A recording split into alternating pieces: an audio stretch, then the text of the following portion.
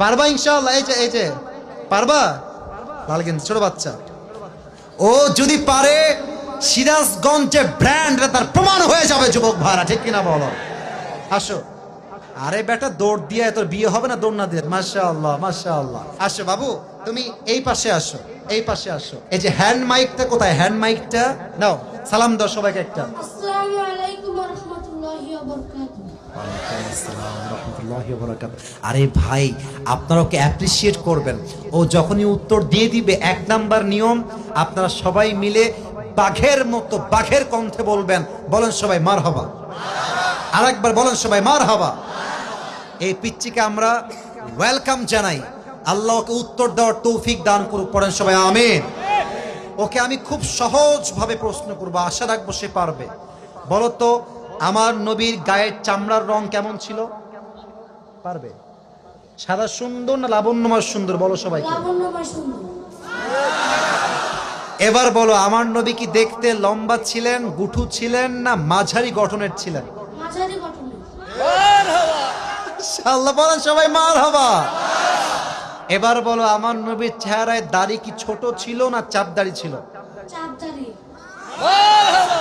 আপনারা বললেন ও পারবে, ওর গায়ের শক্তি বলছে সিরাজগঞ্জের যুবকরা, বাচ্চারা, এটা বাঘের বাচ্চা এরা। এবার তুমি একটু বুঝে শুনে উত্তর দাও। নবীর চুলের যে কাটিংটা ছিল, কাটিং এর নাম কি ছিল? পাপড়ি কাটিং। আরে বলেন সবাই মারহাবা। এবার বলো তো, নবীর হাতের তালু কেমন ছিল? নবীর হাতের তালুটা এটা কি শক্ত ছিল না মোলায়েম ছিল? মোলায়েম ছিল। ওকে অপশন দিলে যে রাইট অপশন সেটাই সে চুজ করছে। বলেন সবাই মারহাবা। 1 নাম্বার সে পাস, 1 নাম্বার সাবজেক্ট শেষ। 2 নাম্বার বলো তো, আমার নবীর সম্মান আল্লাহ বোঝাবার জন্য যখন মালাকুল মত নবীর কাছে আসলেন, নবীর রূহ কি এসেই কবজ করলেন, নবীর কাছে পারমিশন চাইলেন? পারমিশন চাই। বলেন সবাই মারহাবা।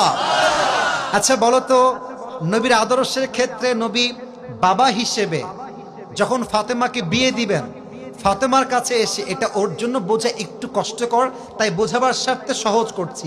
বাবা হিসেবে ফাতেমার কাছে এসে নবীজি কি বললেন বিয়ের ব্যাপারে? হ্যাঁ থামেন না, থামেন, বলবে।